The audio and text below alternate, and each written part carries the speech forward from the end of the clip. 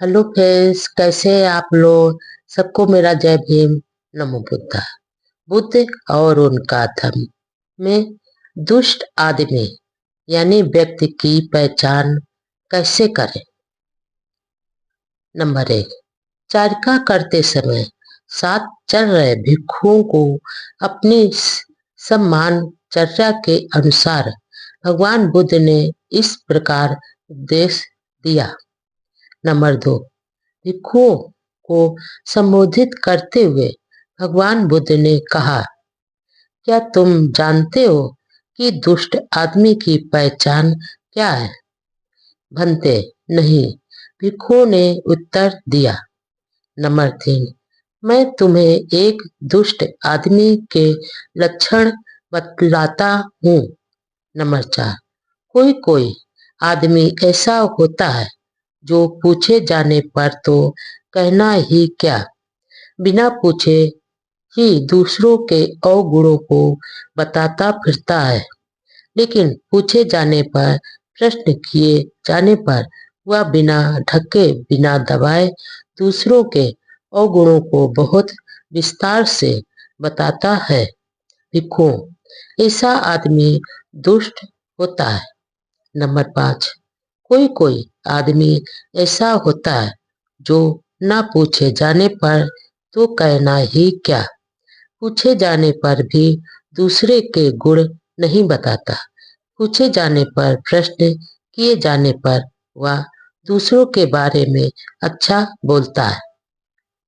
Number 6, कोई कोई आदमी ऐसा होता है जो ना पूछे जाने पर तो कहना ही क्या, पूछे जाने पर भी अपने अवगुण प्रकट नहीं करता, पूछे जाने पर, प्रश्न किए जाने पर ही वह अपने अवगुण प्रकट करता है, लेकिन उन्हें ढकता है और छिपाता है और उनका पूरा ब्यौरा नहीं बताता।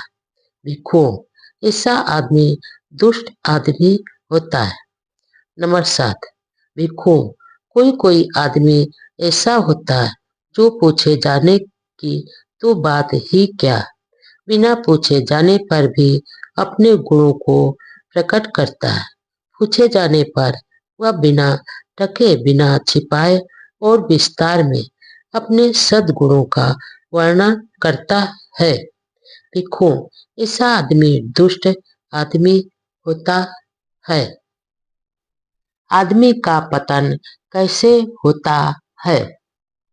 नंबर 1, एक बार भगवान बुद्ध श्रावस्ती के निकट अनाथ पिंडक के जेतवन राम में विहार कर रहे थे। नंबर 2, अर्धरात्रि बीतने पर एक देवता अपने प्रकाश से जेतवन को आलोकित कर तथागत के पास आया और पास आकर श्रद्धा पूर्वक अभिवादन करके एक ओर खड़ा हो गया। इस प्रकार खड़े उसने तथागत से निवेदन किया। नंबर 3, तथागत, मैं आपकी सेवा में प्रश्न पूछने के लिए उपस्थित हुआ हूँ। कृपया बताएं कि आदमी का पतन कैसे होता है। भगवान बुद्ध ने आदमी के पतन के कारणों का वर्णन करना स्वीकार किया। नंबर 4, उन्नतशील आदमी को सरलता से जाना जा सकता है और पतनोन्मुख आदमी को भी सरलता से पहचाना जा सकता है। धर्म से प्रेम करने वाले की उन्नति होती है, धर्म से द्वेष करने वाले का पतन होता है। नंबर 5, असत पुरुष उसे अच्छे लगते हैं, सत्पुरुष में उसे कुछ भी अच्छा नहीं लगता, वह असत पुरुषों के धर्म को पसंद करता है, यह उसके पतन का दूसरा कारण है। नंबर 6, वह निर्दयलु होता है, उसे वही समाज यानी लोग अच्छे लगते हैं जो परिश्रमी नहीं होते, सुस्त होते हैं और क्रोध प्रदर्शित करते हैं, यह उसके पतन का तीसरा कारण है। नंबर 7, धनी और समर्थ होकर भी अपने वृद्ध माता पिता का पालन पोषण नहीं करता, यह उसके पतन का चौथा कारण है। नंबर 8, जो झूठ बोलकर किसी भले आदमी, ब्राह्मण अथवा श्रमण को या किसी साधु को धोखा देता है, यह उसके पतन का पांचवा कारण है।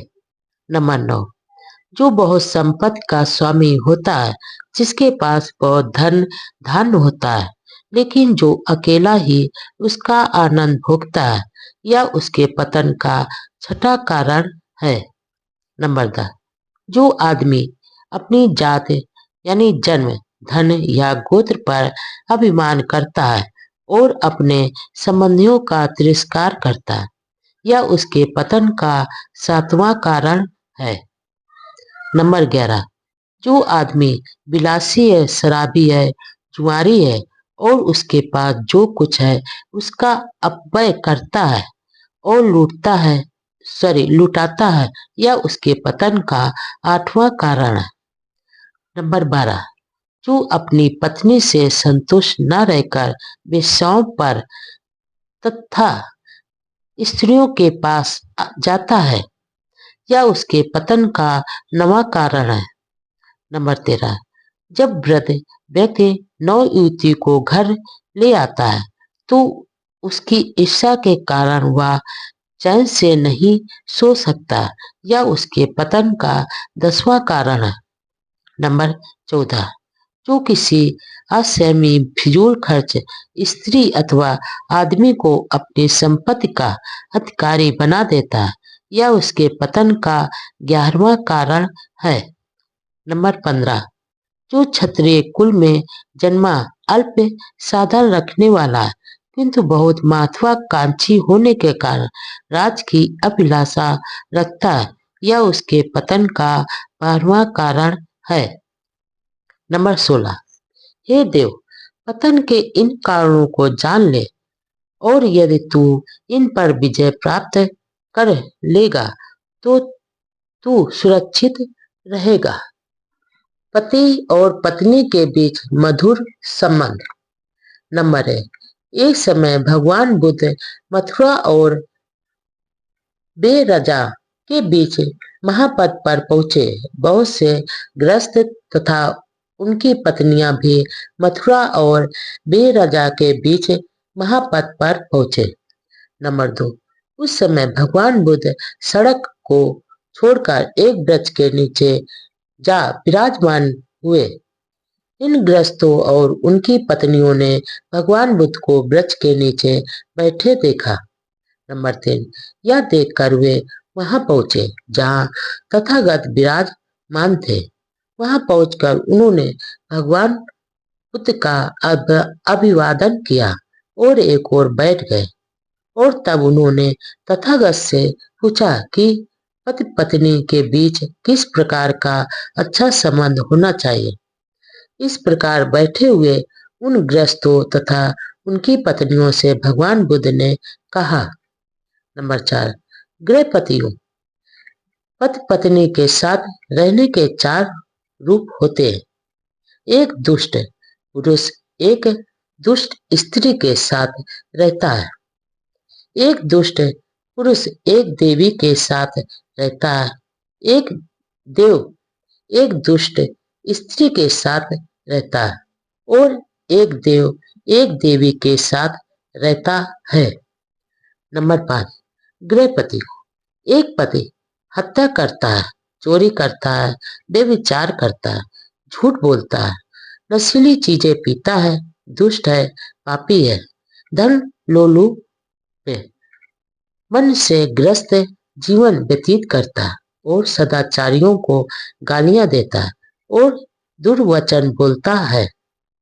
उसकी पत्नी भी हत्या करती है, चोरी करती है, बेविचार करती है, झूठ बोलती है, नशीली चीजें पीती है, दुष्ट है, पापी है, धन लोलुप है, मन से ग्रस्त जीवन व्यतीत करती है, सदाचारियों को गालियां देती है और दुर्वचन बोलती है। हे गृहपतियों, इस प्रकार वास्तव में एक दुष्ट पुरुष एक दुष्ट स्त्री के साथ रहता है। नंबर 6, गृहपतियों, एक पति हत्या करता है, चोरी करता है, बेविचार करता है, झूठ बोलता है, नशीली चीजें पीता है, दुष्ट है, पापी है और धन लोलुप है, मन से ग्रस्त जीवन व्यतीत करता है, सदाचारियों को गालियां देता है, दुर्वचन बोलता है, लेकिन उसकी पत्नी ना हत्या करती है, ना चोरी करती है, ना व्यभिचार करती है, ना झूठ बोलती है, ना नशीली चीजें पीती है, ना दुष्ट है, ना पापी है, ना धन लोलुप है, मन से ग्रस्त जीवन व्यतीत करती है, ना सदाचारियों को गालियां देती है और ना ही दुर्वचन बोलती है। इस प्रकार गृहपतियों वास्तव में एक दुष्ट आदमी एक देवी के साथ रहता है। नंबर 7, गृहपतियों। एक पति हत्या नहीं करता, चोरी नहीं करता, व्यभिचार नहीं करता, झूठ नहीं बोलता, नशीली चीजें नहीं पीता, पापी नहीं है, दुष्ट नहीं है, धन लोलुप पे मन से ग्रस्त जीवन व्यतीत नहीं करता, सदाचारियों को गालियां नहीं देता और दुर्वचन नहीं बोलता, लेकिन उसकी पत्नी हत्या करती है, चोरी करती है, व्यभिचार करती है, झूठ बोलती है, नशीली चीजें पीती है, दुष्ट है, पापी है, धन लोलुप मन से ग्रस्त जीवन व्यतीत करती है, सदाचारियों को गालियां देती है और दुर्वचन बोलती है। इस प्रकार गृहपतियों वास्तव में एक देवता पुरुष एक दुष्ट स्त्री के साथ रहता है। नंबर 8, गृहपतियों। एक पति और पत्नी ना हत्या करते हैं, ना चोरी करते हैं, ना व्यभिचार करते हैं, ना झूठ बोलते हैं, ना नशीली चीजें पीते हैं, ना दुष्ट है, ना पापी है, ना धन लोलुप है, मन से ग्रस्त जीवन व्यतीत करते हैं, ना सदाचारियों को गालियां देते हैं, ना दुर्वचन बोलते हैं। इस प्रकार गृहपतियों अर्थात में एक देवी के साथ रहता है। नंबर 9, हे गृहपतियों, पति पत्नी के ये 4 प्रकार के सहवास है। पुत्री भी पुत्र से उत्तम हो सकते हैं। नंबर 1, एक बार जब भगवान बुद्ध सावस्ती में ठहरे हुए थे, कौशल राज पसे नदी उनके दर्शन को आए। नंबर 2, जिस समय कौशल राज पसे नदी भगवान बुद्ध से बातचीत कर रहे थे, राजमहल से एक दूत आया और उसने राजा के पास पहुंचकर उनके कान में सूचना दी कि मल्लिका ने एक पुत्री को जन्म दिया है। नंबर 3, राजा बहुत उदास और खिन्न मन हो गया। भगवान बुद्ध ने राजा से उसकी उदासी का कारण पूछा। नंबर 4, राजा ने उत्तर दिया कि उसे अभी भी एक दुखदायी समाचार मिला है कि रानी ने एक पुत्री को जन्म दिया है। नंबर 5, इस पर भगवान बुद्ध ने विवेकशीलता से उस बारे में कहा, महाराज, यह हो सकता है कि पुत्री एक पुत्र से कहीं अधिक उत्तम संतान सिद्ध हो। वह बड़ी होकर बुद्धिमती हो, सुशील हो और उसकी सास को एक सच्ची और आदर करने वाली बहू प्राप्त हो। नंबर 6, हो सकता है कि जिस पुत्र को वह जन्म दे वह महान कार्य करे, विशाल साम्राज्य का शासक हो। ऐसी श्रेष्ठ पत्नी का पुत्र अपने देश का मार्गदर्शक बन जाए। तथागत की देशनाएं, गृहस्थों के लिए धर्मोपदेश, गृहस्थ जीवन के सुख का रहस्य। नंबर 1, एक बार अनाथ पिंडक वहां आए जहां भगवान बुद्ध विराजमान थे। बुद्ध का अभिवादन करके वह एक ओर बैठ गए। नंबर 2, अनाथ पिंडक यह जानने के इच्छुक थे कि गृहस्थ कैसे सुखी रह सकता है। नंबर 3, इसलिए अनाथ पिंडक ने भगवान बुद्ध से प्रार्थना की कि वे उसे गृहस्थ जीवन के सुख का रहस्य समझाएं। नंबर 4, भगवान बुद्ध ने कहा कि पहला सुख तो संपत्ति के स्वामित्व का होता है। एक गृहस्थ के पास संपत्ति होती है जिसे वह बहुत परिश्रम से, बाहुबल से, पसीना बहाकर, ईमानदारी एवं न्याय संगत ढंग से एकत्र करता है। यह सोचकर उसे प्रसन्नता होती है कि उसके पास ईमानदारी से अर्जित धन है। नंबर 5, दूसरा संपत्ति के भोगने का सुख। एक गृहस्थ के पास बहुत परिश्रम से, बाहुबल से, पसीना बहाकर, ईमानदार से कमाया हुआ धन होता है जिसका वह भोग करता है या पूर्ण कर्म करता है। इस प्रकार यह सोचकर उसे प्रसन्नता होती है कि वह ईमानदारी से अर्जित अपने धन से पूर्ण कर्म कर रहा है। नंबर 6, तीसरा सुख ऋण से मुक्त होने का है। जिस ग्रस्त को किसी का कम या अधिक ऋण नहीं देना होता, उसे यह सोचकर प्रसन्नता होती है कि उसे किसी का भी कुछ देना नहीं है। नंबर 7, चौथा सुख दोष मुक्त होने का है। एक ग्रस्त शारीरिक कर्म से दोष रहित होता है, वाणी से तथा विचार से दोष रहित होता है। उसे दोष रहित होने की प्रसन्नता होती है। नंबर 8, अनाथ पिंडक। वास्तव में ये 4 प्रकार के सुख ऐसे हैं जिनके लिए यदि एक ग्रस्त प्रयत्नशील रहे तो वह उन्हें सतत प्राप्त करता रहता है। सम्यक मार्ग का अनुसरण। नंबर 1, सन्मार्ग को चुनो, उस पथ से विचलित ना हो। नंबर 2, वैसे तो पथ बहुत से हैं किंतु सभी सन्मार्ग की ओर नहीं जाते।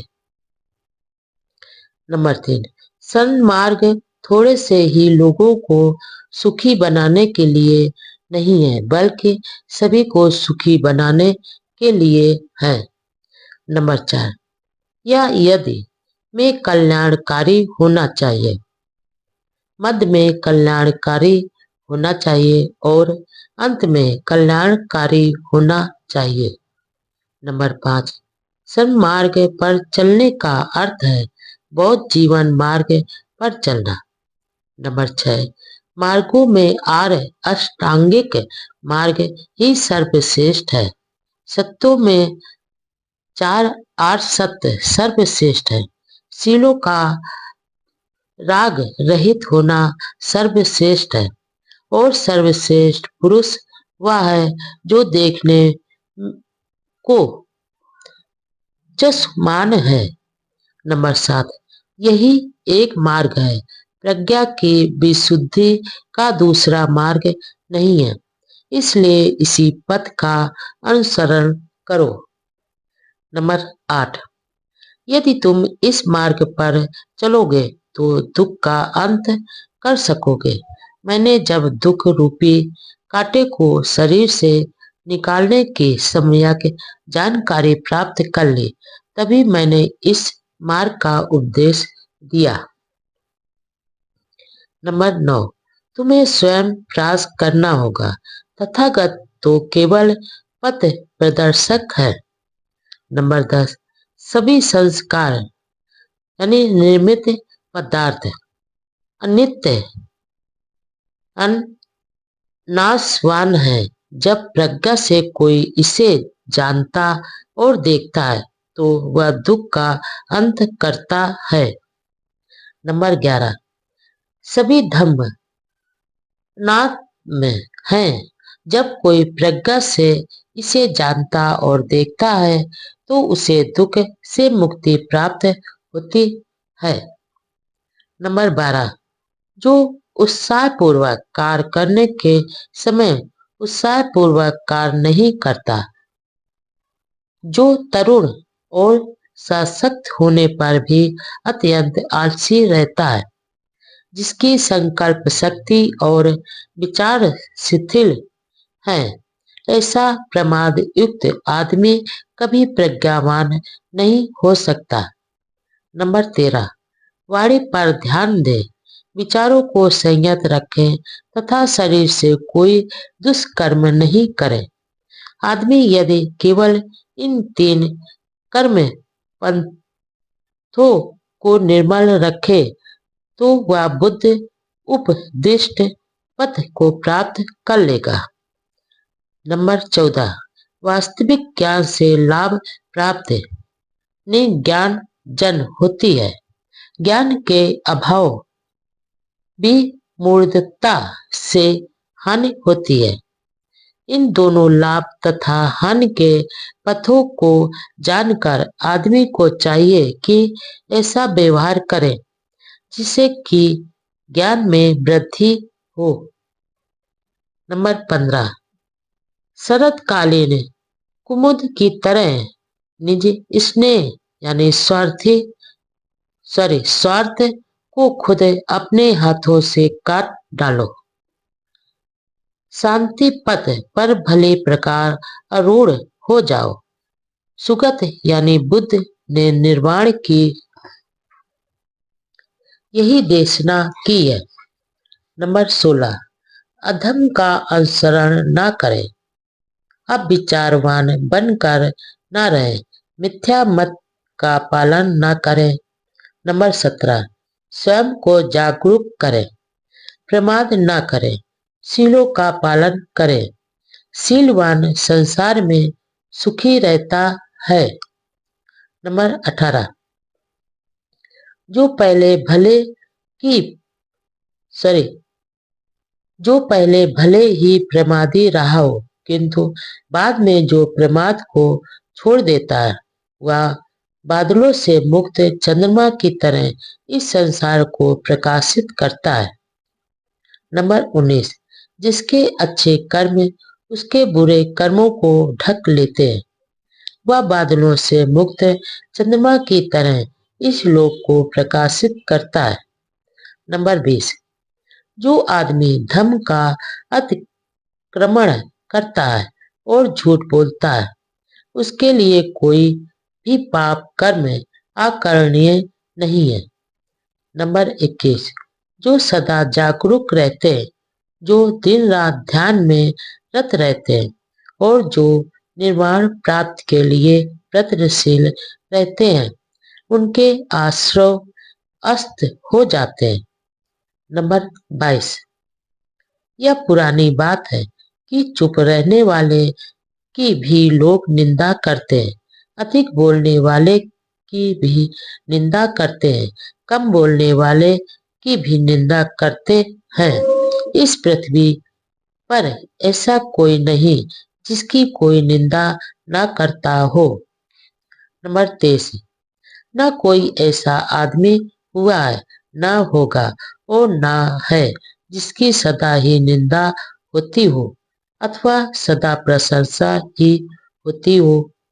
नंबर 24, वाणी के क्रोध के प्रति सावधान रहो, अपनी जीवा पर संयम रखो, मन के पाप कर्मों को त्यागो, मन से कुशल कर्म करो। नंबर 25, अप्रमाद अमृत यानी निर्वाण का पथ है, प्रमाद मृत्यु का पथ है। जो अप्रमादी है वे मरते नहीं है, जो प्रमादी है वे मरे हुए के समान ही हैं। धर्म को मिथ्या धर्म में नहीं मिलाओ। नंबर 1, जो झूठ को सच और सच को झूठ समझने की गलती करते ऐसे मिथ्या दृष्टि वाले लोग कभी सत्य को प्राप्त नहीं करते। नंबर 2, जो सत्य को सत्य और झूठ को झूठ समझते हैं ऐसे सम्यक दृष्टि वाले लोगों को सत्य की प्राप्ति होती है। नंबर 3, जैसे ठीक से न छाई गई छत में पानी प्रवेश करता है उसी प्रकार तृष्णा युक्त चित्त में राग प्रवेश करता है। नंबर 4, जैसे ठीक प्रकार से छाई गए छत में पानी प्रवेश नहीं कर पाता उसी प्रकार साधना युक्त चित्त में राग प्रवेश नहीं करता। नंबर 5, जागरूक बनो, प्रमादी मत बनो, सन्मार्ग पर चलो, जो सन्मार्ग पर चलता है वह इस लोक में और परलोक में सुख पूर्वक रहता है। नंबर 6, सन्मार्ग पर चलो, पाप युक्त मार्ग पर मत चलो। जो सन्मार्ग पर चलता है वह इस लोक और परलोक में सुख पूर्वक रहता है। सत्कर्ता, उत्सुकता और साहस। नंबर 1, जागरूक रहकर बुद्धिमान आदमी अविद्या को हटाकर प्रज्ञा रूपी प्रसाद पर चढ़कर शोकग्रस्त मानव जाति को ऐसे देखता है जैसे कोई पर्वत शिखर से बुद्धिमान आदमी नीचे घाटी में मूर्खों को देखता है। नंबर 2, प्रमादियों के बीच अप्रमादी, सोते हुओं के बीच जागरूक ऐसे आगे बढ़ जाता है जैसे शीघ्र गामी अश्व दुर्बल घोड़े को पछाड़कर आगे बढ़ जाता है। नंबर 3, प्रमाद में मत पड़ो, काम भोगों में मत फंसो, अप्रमादी ही ध्यान लाभ करता है। नंबर 4, अप्रमाद अमृत पद है, प्रमाद मृत के समान है। जो अप्रमादी है वे नहीं मरते हैं और प्रमादी आलसी तो मरे समान ही होते हैं। नंबर 5, अपने जीवन के उद्देश्य को दूसरे के बड़े अर्थ के लिए भी ना छोड़ो। जब एक बार अपना उद्देश्य स्पष्ट हो जाए तो उसे दृढ़ता पूर्वक पकड़कर आगे बढ़ जाओ। नंबर 6, अप्रमादी बनो, प्रमाद को दूर भगाओ, सत्पथ पर चलो। जो आदमी सत्पथ पर चलता है वह संसार में सुखपूर्वक रहता है। नंबर 7, प्रमाद एक कलंक है, सतत प्रमाद एक काला धब्बा है। निरंतर प्रयास और प्रज्ञा की सहायता से प्रमाद रूपी विषैले तीर को निकाल कर बाहर करो। नंबर 8, प्रमाद में मत पड़ो, काम भोगों में मत फंसो, अप्रमादी तथा ध्यान में रत ही असीम सुख लाभ करते हैं। नंबर 9, यदि कोई अप्रमाद युक्त आदमी जागरूक रहता है, यदि वह विस्मरणशील नहीं है, यदि उसकी चर्या शुद्ध है, यदि वह विवेक से काम लेता है, यदि वह संयत है तथा उसका आचरण धर्मानुसार है तो उसका यश बढ़ता है। दुख और सुख, दान तथा करुणा। नंबर 1, गरीबी से दुख पैदा होता है। नंबर 2, लेकिन गरीबी के दूर होने से सुख का आना आवश्यक नहीं है। नंबर 3, ऊंचा जीवन स्तर नहीं बल्कि ऊंचे आचरण सुख प्रदान करते हैं। नंबर 4, यही बौद्ध जीवन मार्ग है। नंबर 5, भूख सबसे बड़ा रोग है। नंबर 6, आरोग सबसे बड़ा लाभ है, संतोष सबसे बड़ा धन है, विश्वास सबसे बड़ा बंधु है और निर्वाण सबसे बड़ा सुख है। नंबर 7, बैरियों के बीच में भी अबैरी होकर हमें सुख पूर्वक रहना चाहिए। नंबर 8, तृष्णा से पीड़ितों के बीच तृष्णा रहित होकर हम सुख पूर्वक जीवन गुजारे। नंबर 9, लोभियों के बीच में लोभ रहित होकर हम सुख पूर्वक जीवन गुजारे। नंबर 10, जिस प्रकार खरपतवार खेतों को हानि पहुंचाती है उसी प्रकार काम वासना मानव समाज का नाश करती है। इसलिए काम वासना से मुक्त को दान देने का महाफल होता है। नंबर 12, जिस प्रकार बेकार की खरपतवार खेतों को हानि पहुंचाती है, उसी प्रकार तृष्णा यानी लालसा मानव समाज का नाश करती है। इसलिए तृष्णा मुक्त को दान देने का महाफल होता है। नंबर 13, धर्म का दान सब दानों से बढ़कर है। धर्म का मधुर सब मधुरों से बढ़कर है। धर्म का आनंद सब आनंदों से बढ़कर है। नंबर 14, विजय से बैर पैदा होता है। पराजित दुखी रहता है।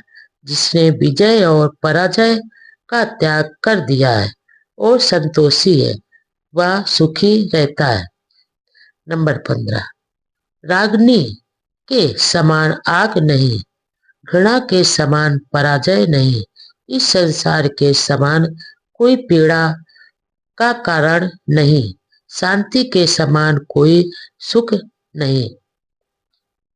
नंबर 16, दूसरों के दुर्वचनों और दुष्कर्मों पर ध्यान मत दो। दूसरों के कृत्य आकृत की ओर मत देखो, अपने ही कृत्य आकृत को देखो। नंबर 17, जो विनम्र है, जो शुद्ध है, गवेश के है, जो आसक्ति रहित है, जो एकांत का इच्छुक है, जिसका जीवन पवित्र है तथा जो विवेक प्रिय है, उसके लिए जीवन कठिनाई से गुजरता है। नंबर 18, क्या संसार में कोई ऐसा दोष रहित आदमी है जो शिकायत का अवसर नहीं देता? जैसे अच्छा घोड़ा अपने सवार को कभी चाबुक मारने का अवसर नहीं देता। नंबर 19, किसी से कठोर वचन मत बोलो, ऐसा बोलने पर दूसरे भी वैसा ही उत्तर देंगे। क्रोध युक्त वाणी दुखद है, दूसरों पर प्रहार करने पर तुम पर भी प्रहार होगा। नंबर 20, स्वतंत्रता भी नम्रता, कुशल चित्त और निस्वार्थ परता का संसार के लिए वैसा ही महत्व जैसे रथ के लिए उसके पहिए की धुरी का। नंबर 21, यही बौद्ध जीवन मार्ग है, विचारशीलता और बुद्धिमत्ता। नंबर 1, प्रत्येक कार्य करते समय जागरूक रहो। प्रत्येक काम में सोच विचार से काम लो। हर विषय में आप प्रमादी और उत्साही रहो। नंबर 2, यही बौद्ध जीवन मार्ग है। नंबर 3, जो कुछ हम हैं या सब कुछ हमारे विचारों का ही परिणाम है, या हमारे विचारों पर आधारित है, या हमारे विचारों से ही निर्मित है। यदि आदमी बुरे विचारों से कुछ भी बोलता या करता है तो दुख उसका पीछा करता है। यदि आदमी पवित्र विचारों से कुछ बोलता या करता है तो सुख उसका पीछा करता है। इसलिए पवित्र विचार महत्वपूर्ण है। नंबर 4, विचारहीन मत बनो, विचारवान बनो। दलदल में फंसे हुए हाथी की तरह अपने आप को पाप से उबारो। नंबर 5, आदमी को चाहिए कि वह अपने चित्त की रक्षा करे। चित्त में पैदा होने वाले विचारों को समझ पाना कठिन है। वह चंचल है या जहां चाहे झट से चला जाता है। ठीक प्रकार सुरक्षित चित्त सुख लाता है। नंबर 6, जिस प्रकार ठीक से न छाई गई छत में वर्षा का पानी घुस जाता है, ठीक उसी प्रकार असंयत चित्त में राग प्रवेश कर जाता है। नंबर 7, जिस प्रकार ठीक से छाई हुई छत में वर्षा का पानी नहीं घुस पाता है, ठीक उसी प्रकार संयत चित्त में राग का प्रवेश नहीं हो पाता है। नंबर 8, पहले तो यह चित्त जहाँ चाहे चला जाता था, लेकिन अब मैं इस चित्त को वैसे ही संयत रखूंगा जैसे मस्त हाथी को महावत अंकुश से बस में रखता है। नंबर 9, जहाँ चाहे वहाँ जाने वाले उस चित्त को साधना अच्छा है, जो बस में नहीं रह पाता है, किंतु साधा गया चित्त सुख लाता है। नंबर 10, जो इस दूरगामी चित्त को संयत रखेंगे वे मार बराबर काम राग के बंधन से मुक्त होंगे। नंबर 11, यदि आदमी का चित्त अस्थिर है, यदि वह धर्म का जानकार नहीं है, यदि उसका चित्त शांत नहीं है, तो उसकी प्रज्ञा कभी पूर्णता को प्राप्त नहीं होगी। नंबर 12, एक दोष से भरा हुआ जितनी हानि दूसरे देश भरे की करता है, एक शत्रु जितनी हानि अपने शत्रु की करता है, गलत मार्ग पर लगा चित्त उससे कहीं अधिक हानि करता है। नंबर 13, ठीक मार्ग पर लगा चित्त आदमी की जितनी भलाई कर सकता है, उतनी भलाई न माता, न पिता और न ही दूसरे रिश्तेदार कर सकते हैं। नंबर 1, भगवान बुद्ध ने पुनर्जन्म की देशना की है, किंतु भगवान बुद्ध ने यह भी कहा है कि संसरण यानी आवागमन नहीं है। नंबर 2, ऐसे लोगों की कमी नहीं थी जो भगवान बुद्ध पर या दोषारोपण करते थे कि वह तो परस्पर विरोधी सिद्धांतों की देशना करते थे। नंबर 3, आलोचक प्रश्न करते थे कि संसरण यानी आवागमन के बिना पुनर्जन्म कैसे हो सकता है। नंबर 4, वे कहते थे यह बिना संसरण के पुनर्जन्म की बात है, भला ऐसे कैसे संभव हो सकता है। नंबर 5, इसमें कहीं कुछ भी विरोधाभास नहीं है। संसरण यानी आवागमन के न होने पर भी पुनर्जन्म हो सकता है। नंबर 6, राजा मिलिंद के प्रश्नों के उत्तर में भदंत नागसेन ने इसे अच्छी तरह स्पष्ट किया है। नंबर 7, बैक्टीरिया के राजा मिलिंद ने थेर नागसेन से प्रश्न किया, क्या भगवान बुद्ध पुनर्जन्म यानी संसरण मानते थे। नंबर 8, थेर नागसेन का उत्तर था हाँ।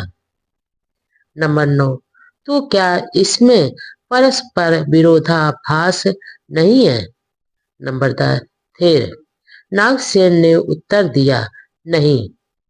नंबर 11, क्या बिना आत्मा के पुनर्जन्म संभव है। नंबर 12, थेर नागसेन बोले हाँ, ऐसा निश्चय से हो सकता है।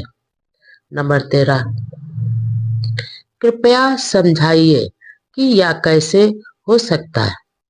नंबर 14, राजा बोला, अंते जहाँ संसरण यानी आवागमन नहीं है, क्या वहाँ पुनर्जन्म हो सकता है। नंबर 15, हाँ हो सकता है।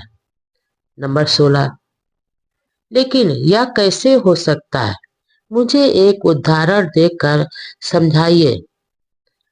नंबर 17, राजन, मान लो कि यदि एक आदमी एक दीपक को दूसरे दीपक से सजाए तो क्या यह कहा जा सकता है कि यह एक संस्करण दूसरी जगह हो गया। नंबर 18, निश्चय से नहीं। नंबर 19, राजन, इसी प्रकार बिना संस्करण के पुनर्जन्म होता है। नंबर 20, मुझे एक और उदाहरण दे।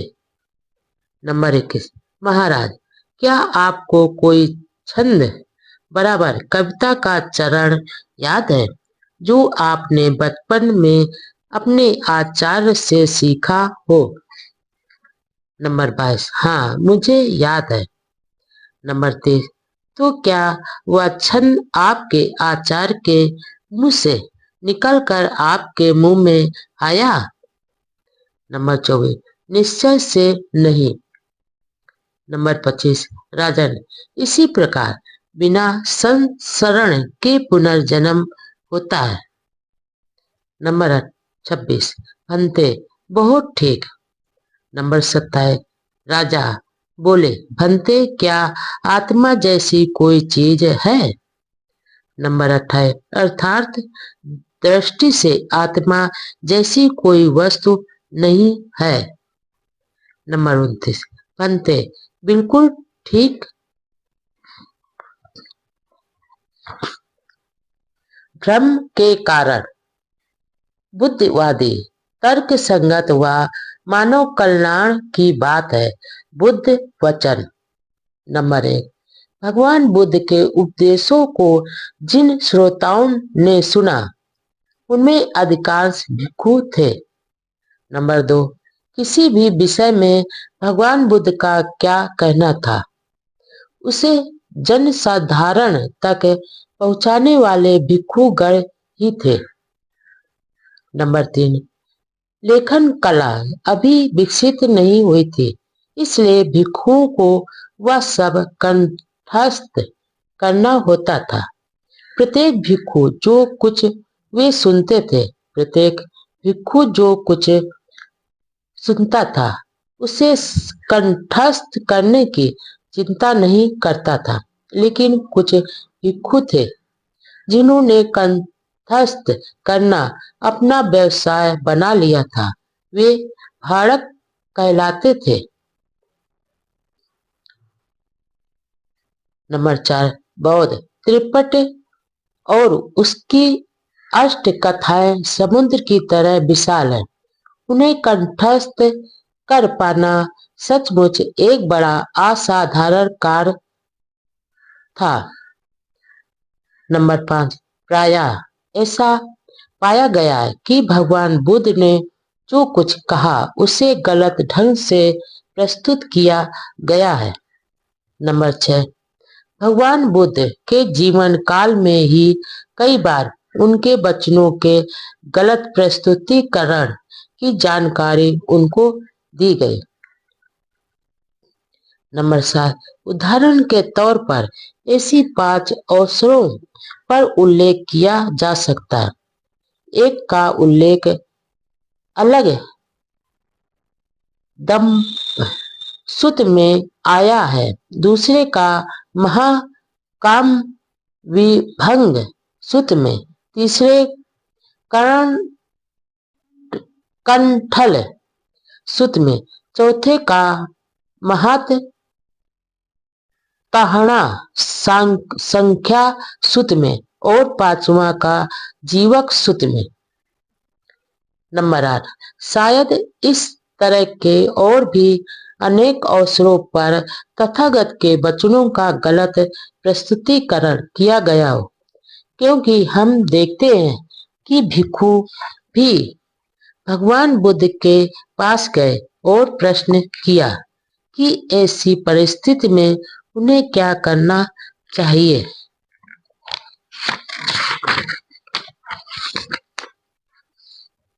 नंबर 9, कर्म और पुनर्जन्म के बारे में बुद्ध वचनों के गलत प्रस्तुतिकरण के अवसर समान बात है। नंबर 10, इन सिद्धांतों को ब्राह्मणी धर्म में भी स्थान प्राप्त है। परिणाम स्वरूप भड़कों के लिए ब्राह्मणी मत को बौद्ध धर्म में सम्मिलित कर लेना सुगम था।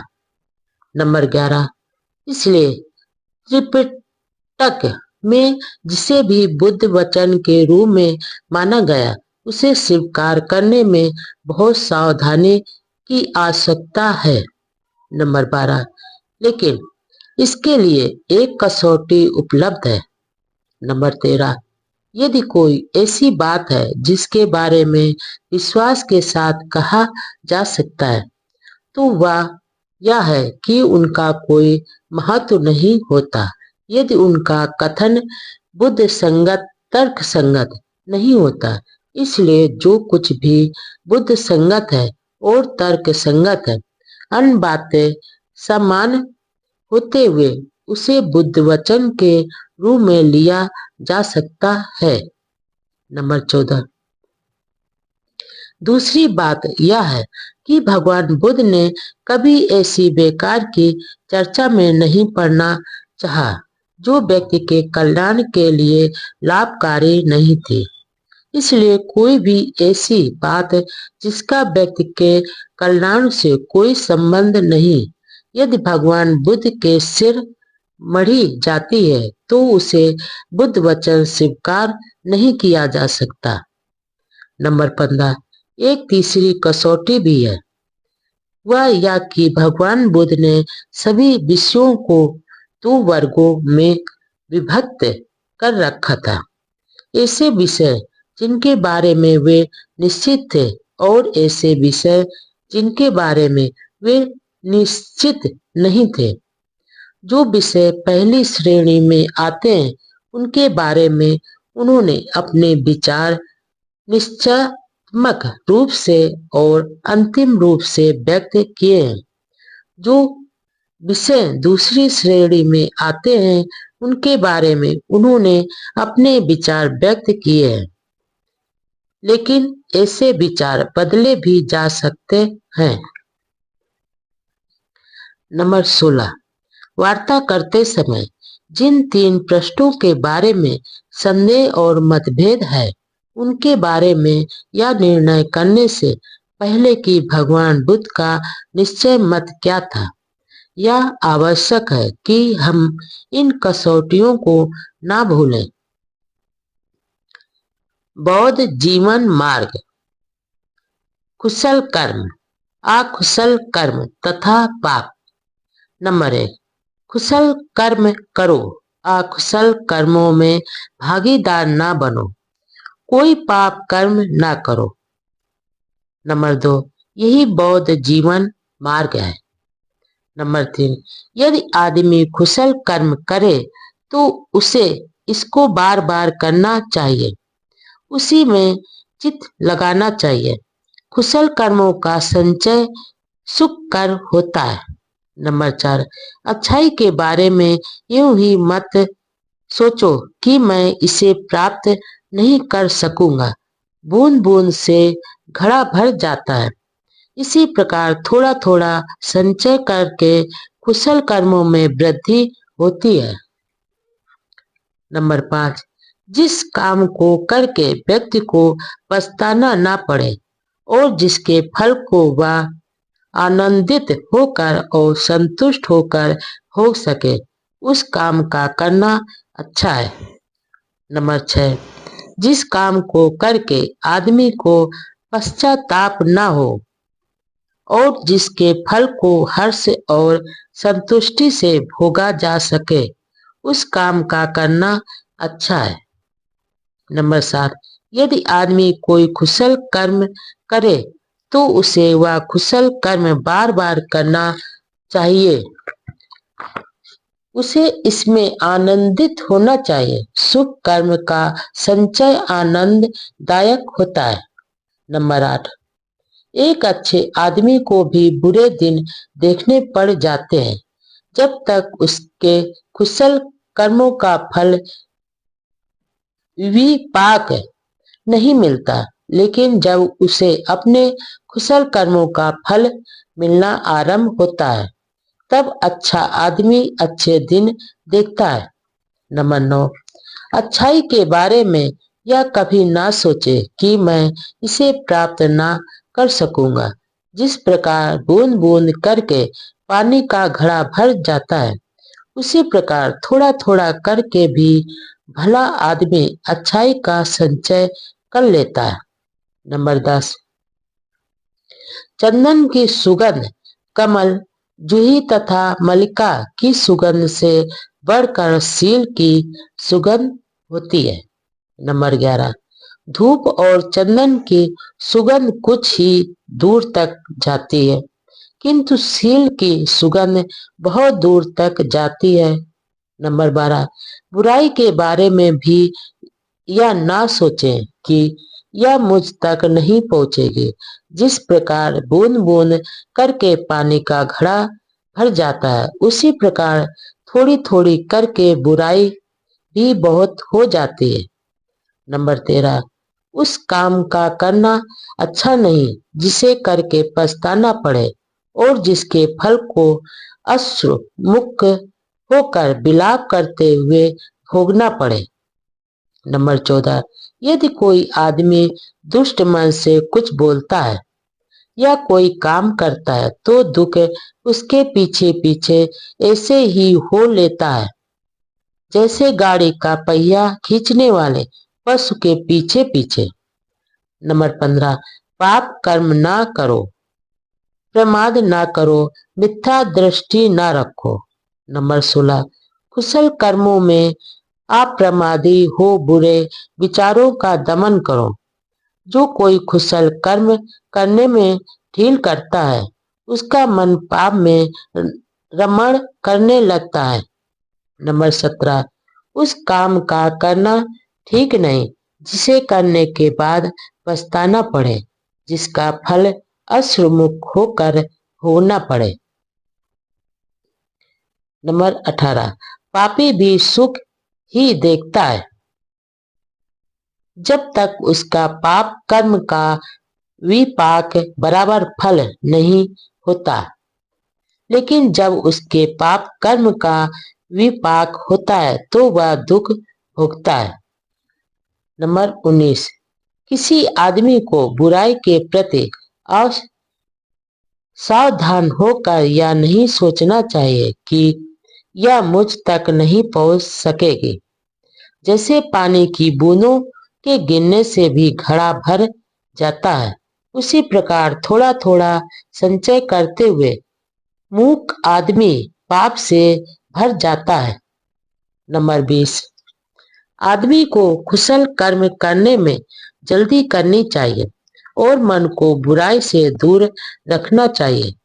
यदि आदमी कुशल कर्म में ढील करता है तो उसका मन पाप में रमण करने लग जाता है। नंबर 21, यदि आदमी से पाप हो जाए तो उसे पाप कर्म को दोबारा नहीं करना चाहिए। उसे पाप से आनंदित नहीं होना चाहिए। पाप का संचय दुखदायी होता है। नंबर 22, कुशल कर्म का पालन करें, अकुशल कर्म का पालन न करें। कुशल कर्म करने वाला इस लोक में सुखपूर्वक रहता है। नंबर 23, कामुकता से दुख पैदा होता है, कामुकता से भय पैदा होता है। जो कामुकता से एकदम मुक्त है उसके लिए ना दुख है और ना भय है।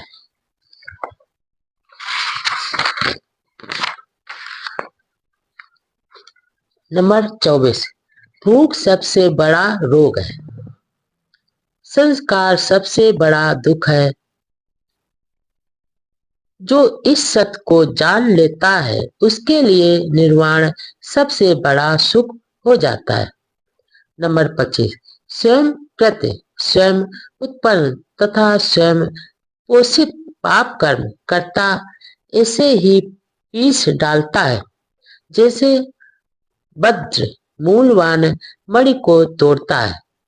नंबर 6, जो आदमी अत्यंत दुशील होता है वह अपने पाप को उस निम्न स्थिति में पहुंचा देता है जहां उसका शत्रु उसे चाहता है, ठीक वैसे ही जैसे अमर बेल उस वृक्ष को जिसे वह घेरे रहती है। नंबर 27, अकुशल कर्मों का तथा अहितकर कर्मों का करना आसान है, कुशल कर्मों का तथा हितकर कर्मों का करना कठिन है। तृष्णा, लोभ और काम वासना। नंबर 1, तृष्णा अथवा काम वासना के वशीभूत न होना। नंबर 2, यही बौद्ध जीवन मार्ग है। नंबर 3, धन की वर्षा होने से भी व्यक्ति की कामना की पूर्ति नहीं होती।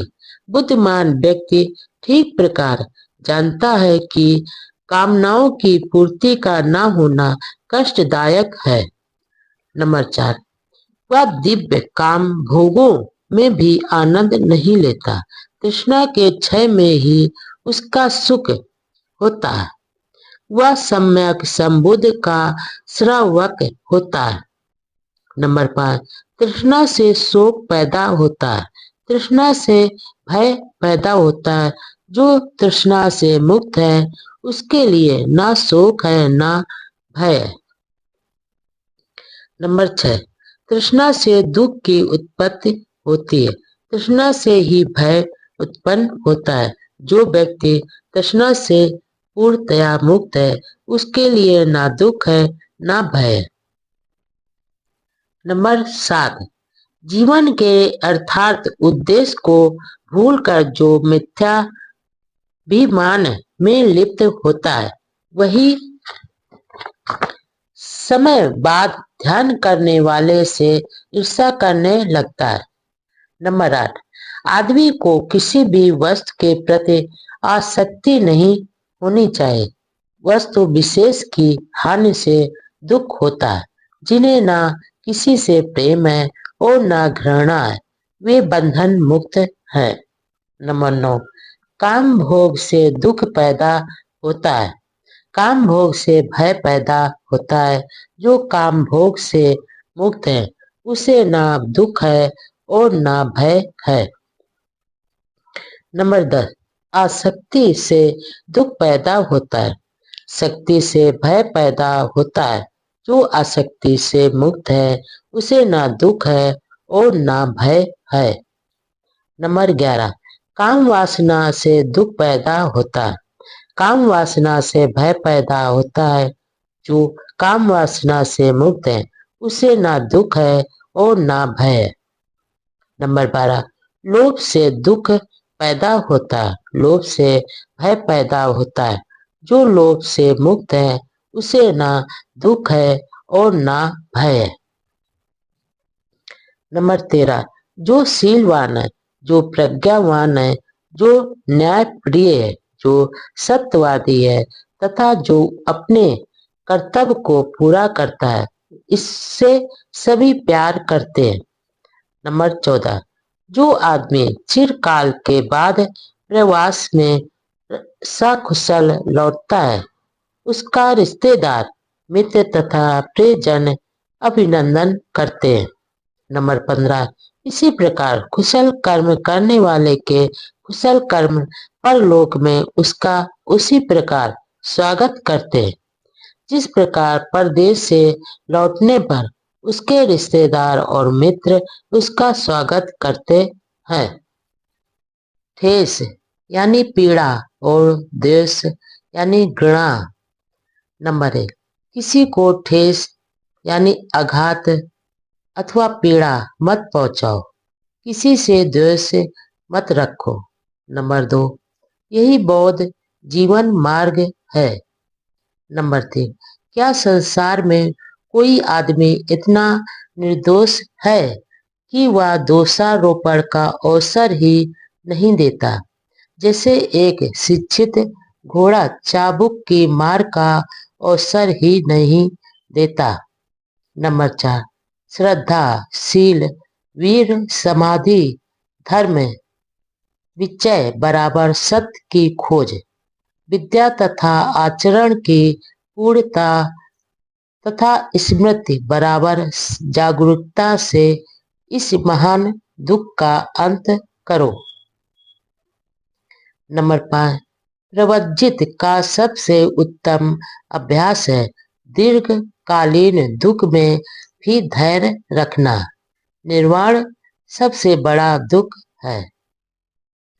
ऐसा बुद्ध कहते हैं। जो दूसरों को आघात पहुंचाता है वह प्रवज्जित नहीं। जो दूसरों को पीड़ा दे वह श्रमण नहीं है।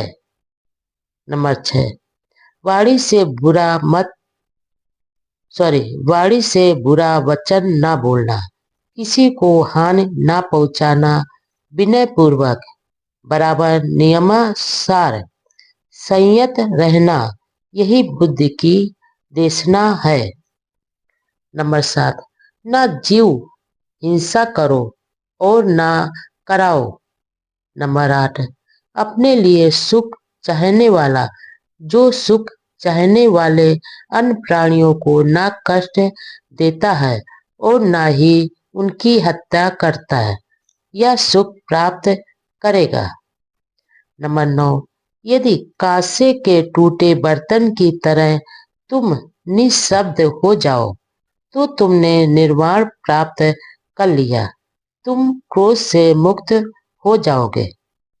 नंबर 10, जो निर्दोष और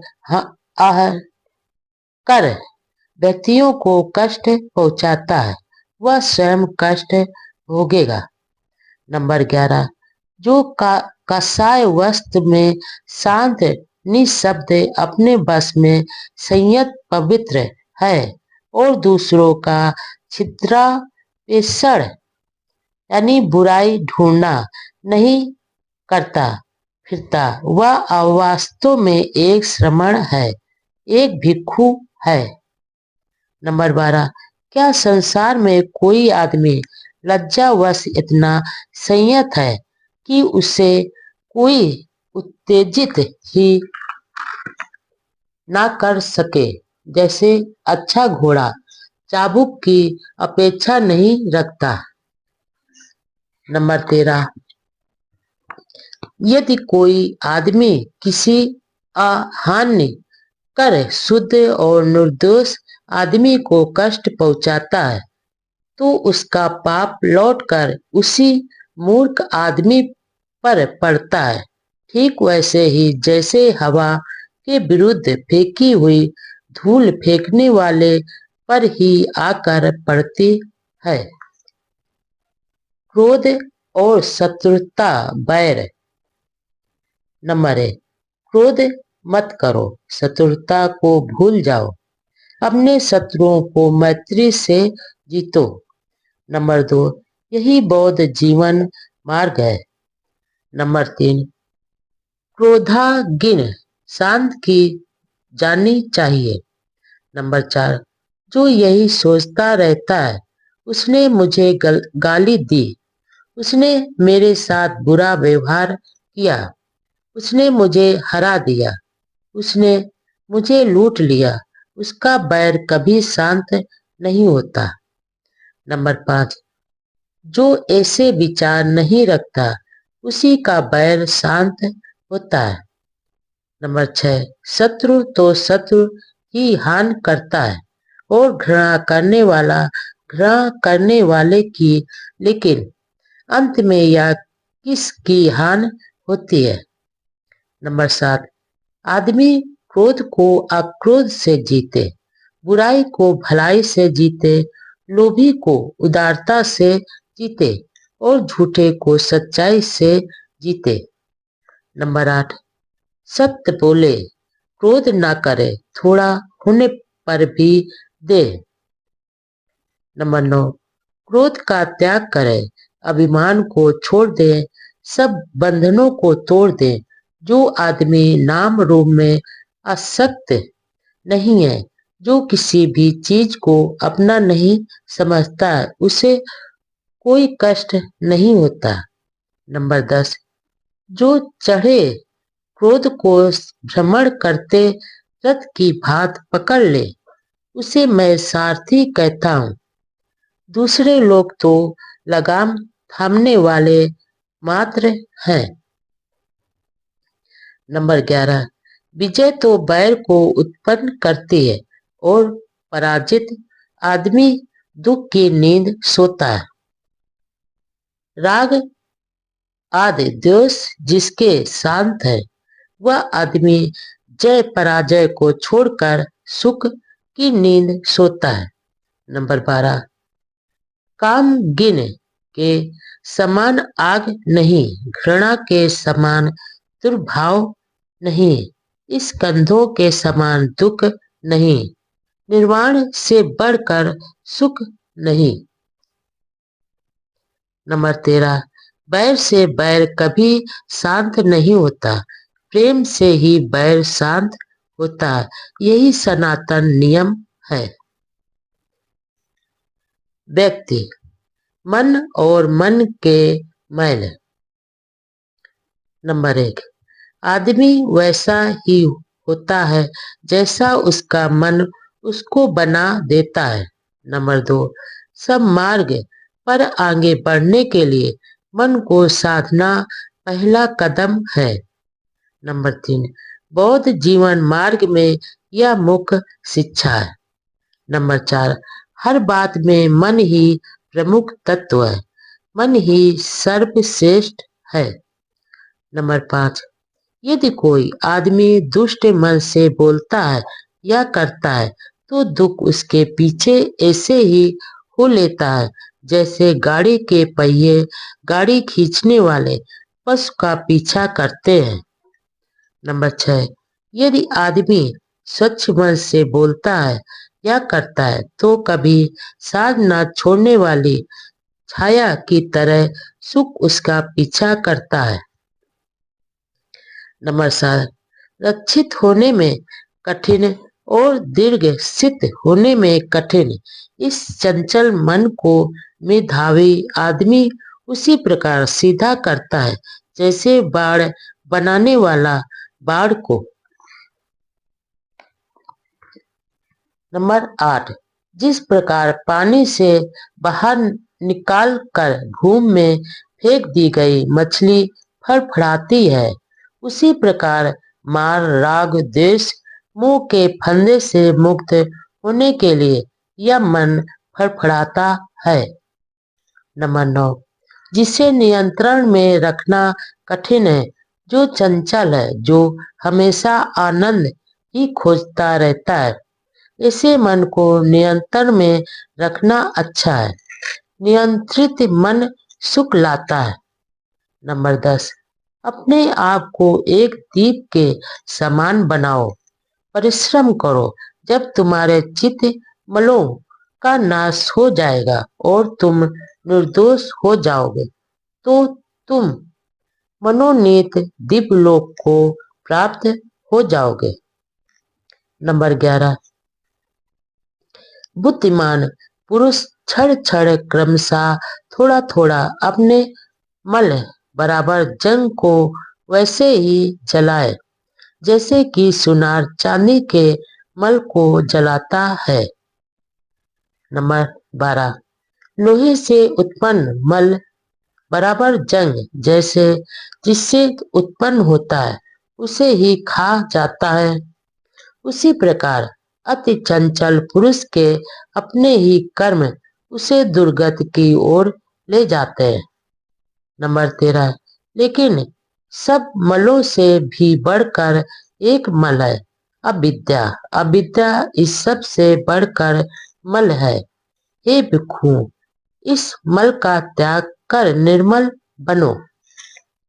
नंबर 14, जो आदमी कौवे की तरह निर्लज्ज है, शरारती है, तू साहसी है, दुष्ट है, उसका जीवन सुखपूर्वक बीतता देखा जाता है। नंबर 15, लेकिन जो आदमी भी नम्र है, सदैव पवित्रता का ध्यान करने वाला, अनासक्त है, शांत है, निर्मल है, बुद्धि युक्त है, ऐसे आदमी के जीवन को कठिनाई से बीतते देखते हैं। नंबर 16, जो आदमी जीव हिंसा करता है, जो झूठ बोलता है, जो चोरी करता है, जो पर स्त्री गमन करता है, वह यही इसी संसार में अपने जीवन का नाश करता है।